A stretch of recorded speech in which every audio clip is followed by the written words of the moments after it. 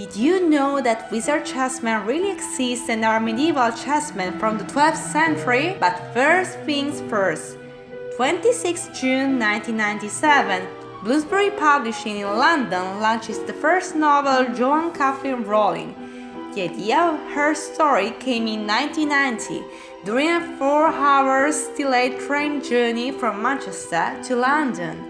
Once reached her flat in Clapham Junction, she began to write about Harry, Ron and Hermione. The development of her novel occurred during 5 difficult years.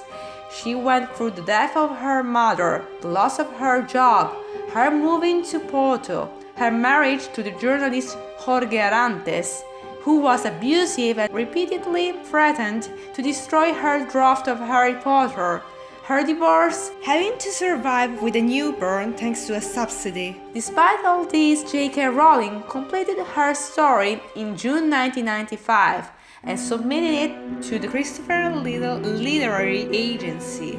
It seems that the author chose it because its name reminded her of the mouse Stuart Little.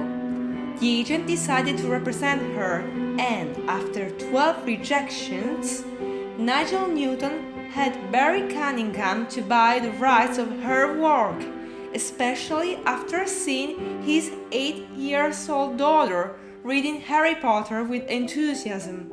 Cunningham knew that Rowling was a single mom with a need to make money, but he told her, "You'll never get rich from children's books," a phrase that he regretted having uttered shortly afterwards when Harry Potter became so popular that his rights were purchased with a great sum in the US. In 1999, Warner Bros. Bought the rights of the first 2 novels, The Philosopher's Stone and The Chamber of Secrets, for $1 million, and in November 2001, under the direction of Chris Columbus, known for films such as Home Alone, Mrs. Doubtfire, and Bicentenary Man, Harry Potter and the Sorcerer's Stone enchanted the cinemas. In the book, Harry is accompanied by his best friend Ron, who is a tall, red-haired boy. He has a passion for wizard chess. The chessmen are described in the book with precise features. They are carved in what it looked like to be stone. The horse has a helmeted knight on its back. The king has a clearly visible crown on his head. The queen uses her arm to drag opponents off the board. Furthermore, in Harry Potter and the Chamber of Secrets, we can read Ron's bishops wrest Hermione's knight off his horse and drag him off the board. In the early Middle Ages, when England was occupied by the Scandinavians, clerics had an important role on the battlefield. This is why their figures also appear in the chess game.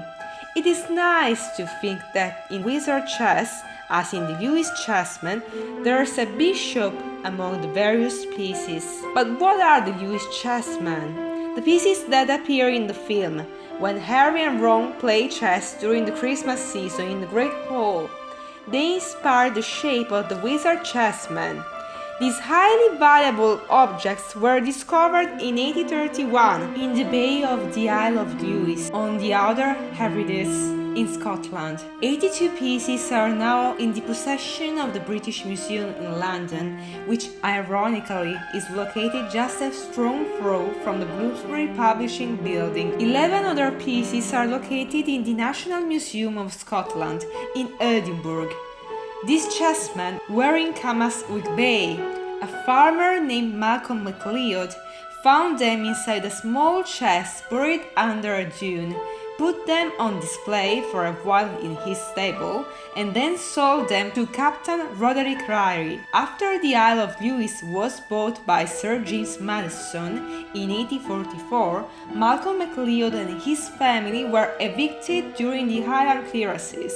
The Lewis chessmen were exhibited by Captain Ryrie on 11th April 1831 in a meeting of the Society of Antiquaries of Scotland. The collection was broken up soon afterwards and sold to the British Museum and to private collectors.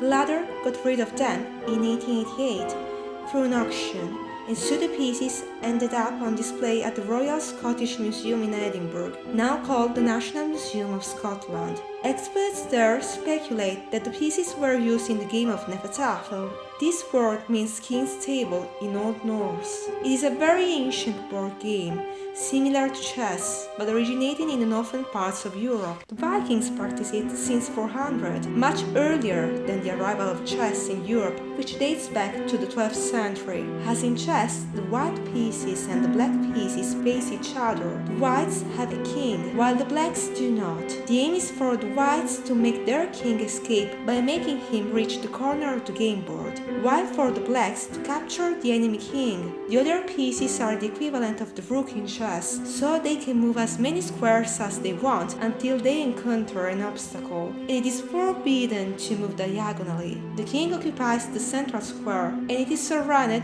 by his pawns, while the blacks are positioned at the edges of the board. To capture a pawn, it must be closed between two pieces of a different color, while the king must be closed between 4 black pieces. According to specialists of the British Museum, the loose chessmen were probably made in Trondheim, the medieval capital of Norway, in the 12th century. However, Icelanders claim that the pieces were captured in their country by an artist known as Margaret Hinhanga, Margaret the Clever.